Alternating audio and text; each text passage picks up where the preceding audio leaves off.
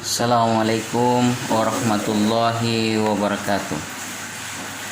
Pada pertemuan kali ini kita akan membahas terkait dengan teknik public speaking atau teknik khitabah.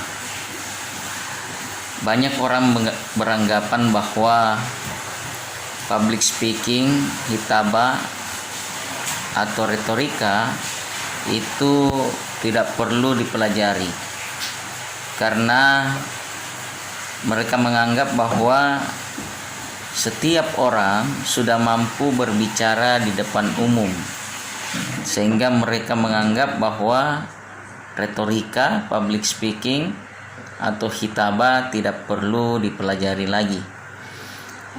Akan tetapi tidak semua orang yang berbicara di depan umum itu kemudian mampu dipahami, mampu memiliki daya tarik tersendiri sehingga orang lain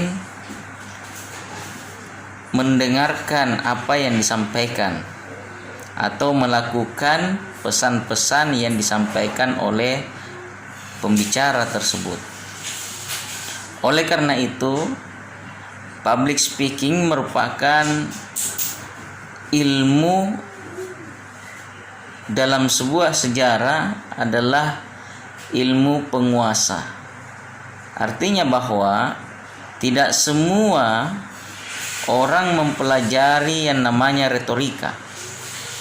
Hanya orang-orang tertentulah pada masa dahulu mempelajari terkait dengan retorika.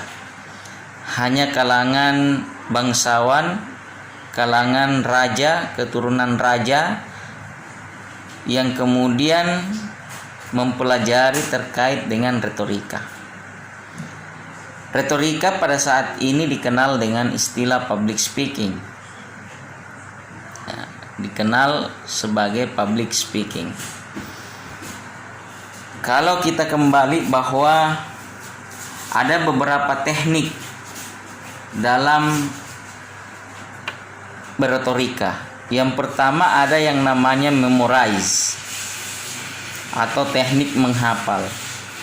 Biasanya adalah orang-orang yang memiliki daya ingat yang kuat. Yang menjadi hambatan dari teknik memorize adalah ketika seorang lupa terhadap konsep atau pesan yang ingin disampaikan. Kelebihannya adalah penguasaan panggung. Kemudian yang kedua adalah teknik manuskrip. Teknik manuskrip ini kebalikan dari teknik memorize. Kelemahannya adalah tidak adanya kontak mata antara pembicara dan audiens. Kenapa? Karena cenderung membaca. Kemudian ada extemporaneous berupa teknik dalam bentuk catatan-catatan kecil.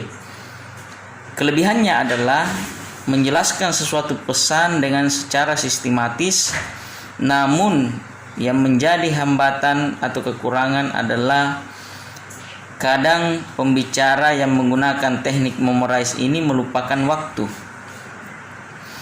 Kemudian yang terakhir teknik impromptu atau teknik tanpa persiapan.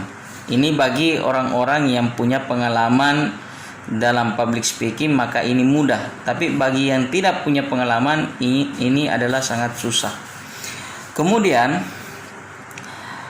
dalam menyusun sebuah pesan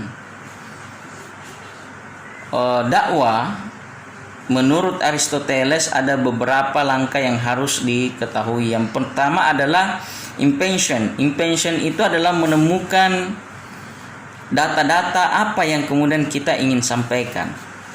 Kemudian selanjutnya adalah tahapan dispositio atau penyusunan. Data-data kemudian disusun secara sistematis agar apa yang kita sampaikan itu bisa tersampaikan secara sistematis. Kemudian ada namanya elocusio atau gaya bahasa, penggunaan diksi. diksi yang kemudian yang kita gunakan dalam menyampaikan pesan-pesan, sehingga dalam menarasikan, dalam mendeskripsikan itu pesan yang kita sampaikan bisa semenarik mungkin. Kemudian model penulisan materi menurut Cicero, ini metode penulisan yang sangat sederhana. Yang pertama adalah pendahuluan, kemudian yang kedua adalah isi, yang ketiga adalah closing atau penutup. Menurut Cicero, 3 tahapan inilah ya yang sangat mudah untuk cara bagaimana kita menyusun materi dakwah atau materi public speaking atau materi hitabah. Cukup menyusun pendahuluannya apa, data-datanya apa, kemudian isinya seperti apa, pemahaman sikap kita terkait dengan judul yang kita angkat atau fenomena sosial yang kita angkat, kemudian closing statement kita seperti apa terkait dengan materi yang kita bawakan.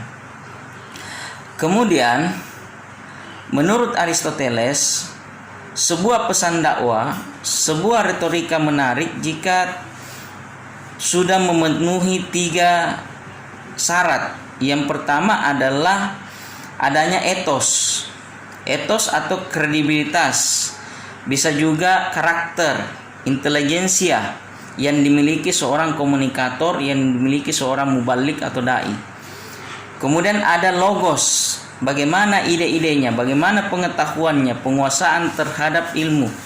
Kemudian ada yang namanya patos, bagaimana menguasai emosi halayak, emosi mad'u, sehingga pesan yang kita sampaikan itu bisa diterima dengan baik. Nah, dalam retorika, selain metode-metode atau teknik ini, juga dibutuhkan yang namanya kredibilitas dan juga dibutuhkan yang namanya attractiveness atau daya tarik. Seorang komunikator mubalik harus punya kredibilitas yang baik, pemahaman tentang keagamaan yang baik, juga secara penampilan harus menarik. Selain itu dia juga harus menguasai teknik pernapasan, ya, teknik retoris, bagaimana intonasi suaranya, bagaimana mimiknya, bagaimana intonasinya, tinggi rendah, bagaimana speednya, kecepatan dalam menyampaikan pesan itu. Kapan dia harus pause dan kapan dia harus mempercepat speed pembicaraannya. Termasuk teknik pernapasan, bagaimana melatih pernapasan itu sehingga pesan-pesan yang disampaikan itu terdengar, artikulasinya bagus dan menarik. Demikian materi yang singkat ini terkait dengan public speaking dan retorika serta hitabah. Semoga ini bisa menginspirasi. Saya akhiri dengan ucapan wassalamualaikum warahmatullahi wabarakatuh.